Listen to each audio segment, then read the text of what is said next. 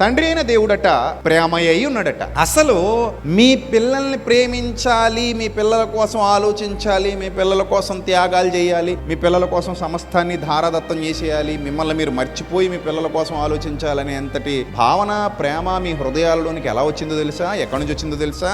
మిమ్మల్ని నన్ను కన్న తండ్రి అయిన దేవునిలో నుండి వచ్చినటువంటి జీన్స్ అవి. జీన్స్ అంటే ఓన్లీ శరీరానికి సంబంధించినవి అనుకోకండి, ఆత్మకు కూడా జీన్స్ ఉన్నాయి కదా. మరి బైబిల్ ప్రకారంగా జీన్స్ అనేవి శరీరంలో ఉంటాయి. డిఎన్ఏ నుంచి నీ బిడ్డల డిఎన్ఏ, నీ డిఎన్ఏ నుంచి నీ బిడ్డల డిఎన్ఏ అలాగ వర్ధిల్లుతూ నీ లక్షణాలు మీ పిల్లల్లో కనబడుతూ ఉంటాయి. ఇప్పుడు దేవుని స్వరూపంలో, దేవుని పోలికలో చేయబడినటువంటి దేవుని పిల్లలు మీరందరూ. అంటే మీ అందరిలో కూడా ఎవరి జీన్స్ ఉన్నాయి? దేవుని జీన్స్ ఉన్నాయా లేవా?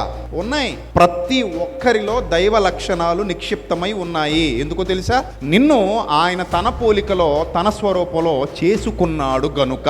ఆయన లక్షణాలు కలిగినటువంటి ఒక అద్భుతమైన ఆకారాన్ని నువ్వు, ఇది అంతరంగిక లక్షణాల గురించి మాట్లాడుకుంటున్నాం మనం. శరీర లక్షణాల గురించి మాట్లాడుకుంటే అచ్చం నాన్నలాగే ఉన్నాడండి అంటారనరా, అచ్చం అమ్మలాగే ఉందండి అంటారనరా. అంటే నువ్వు మీ మమ్మీలాగా కానీ మీ డాడీలాగా కానీ మాక్సిమం ఉంటావు. అదేవిధంగా ఆత్మలుగా, దేవుని పిల్లలుగా మీకు కూడా దేవుని లక్షణాలు వస్తున్నాయి. దేవుడు ఏమై ఉన్నాడంటే ప్రేమ అయి ఉన్నాడు. ప్రేమ అయిన దేవునిలో నుండి వచ్చిన లక్షణాలే ఈరోజు మనం ప్రేమిస్తున్నాం.